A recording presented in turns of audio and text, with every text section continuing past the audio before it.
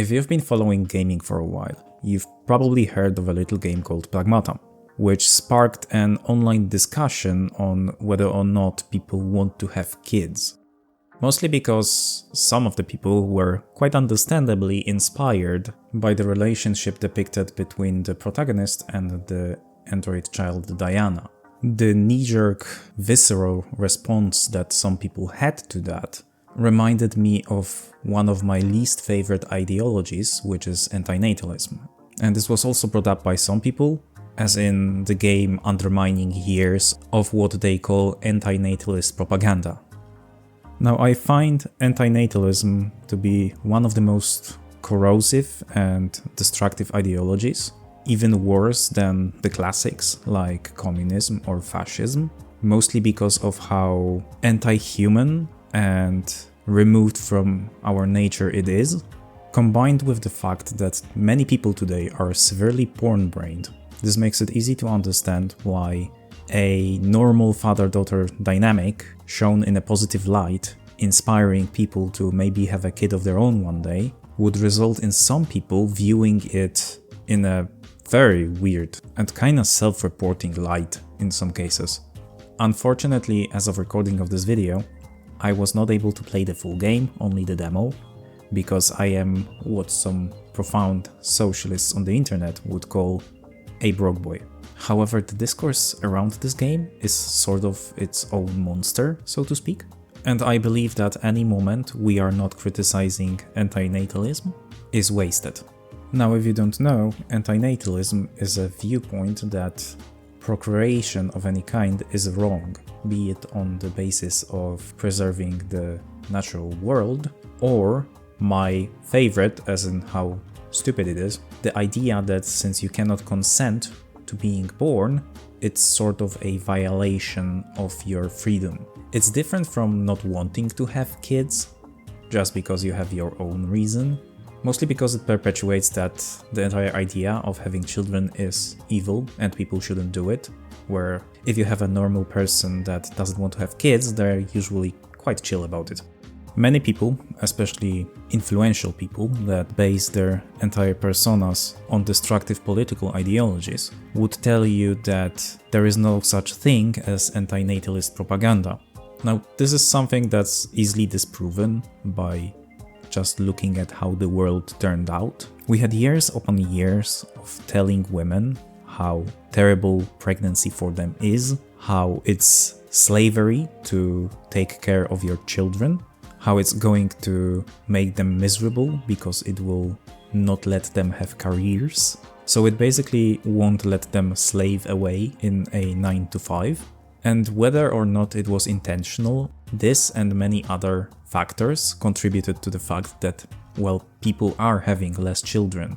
This was based on some valid criticisms. For example, the fact that having any sort of non-standard family structure usually resulted in not only financial but also societal difficulties. Or for example, the fact that pregnancy is a complicated process that can be very dangerous to a woman if not handled correctly. However, instead of building on that and creating a better society, well, things turned out as they usually do.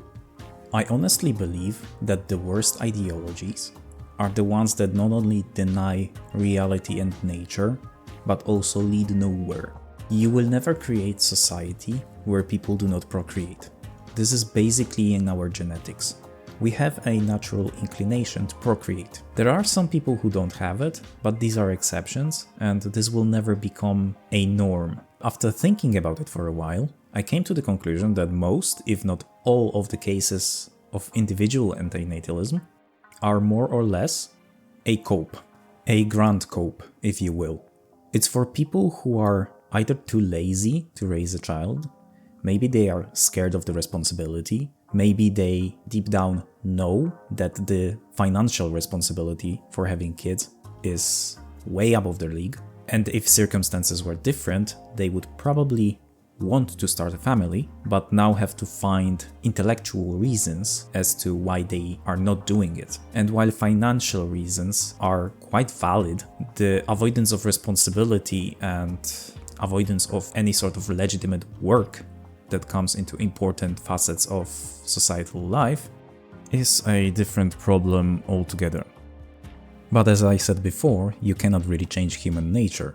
So antinatalists, especially those on the internet, kind of write a check that they don't have to pay out, because once, inevitably for most people, they come to the conclusion that they in fact want to start a family, they will come across problems since they waited too long. At best, it may result in you having less time with your children, but at worst, it may result in you not being able to actually fulfill that desire. So instead of making sure that people live in accordance with their nature and are happy, we try to forcibly change that nature or justify our choices that go against it. This sort of results in a crabs in the bucket mentality where antinatalists have contempt for people who procreate.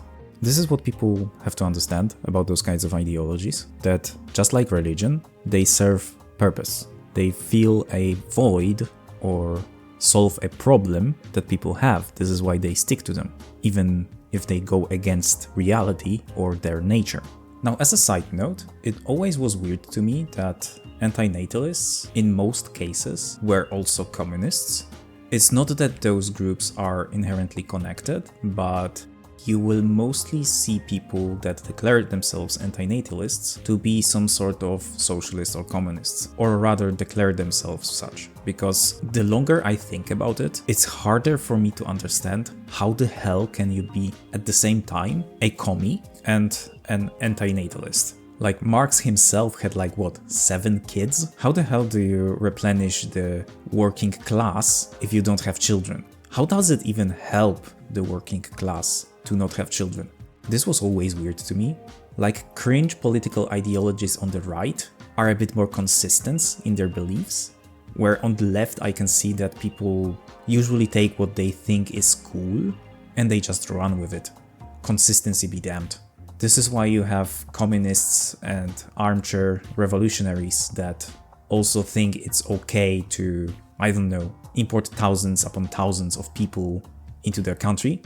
Or, for example, licking the boots of corporations because they've decided to put a rainbow flag on a Western Twitter bio. Not the Middle Eastern one though, not the Middle Eastern one. I've noticed the first signs of a pushback against this in Expedition 33.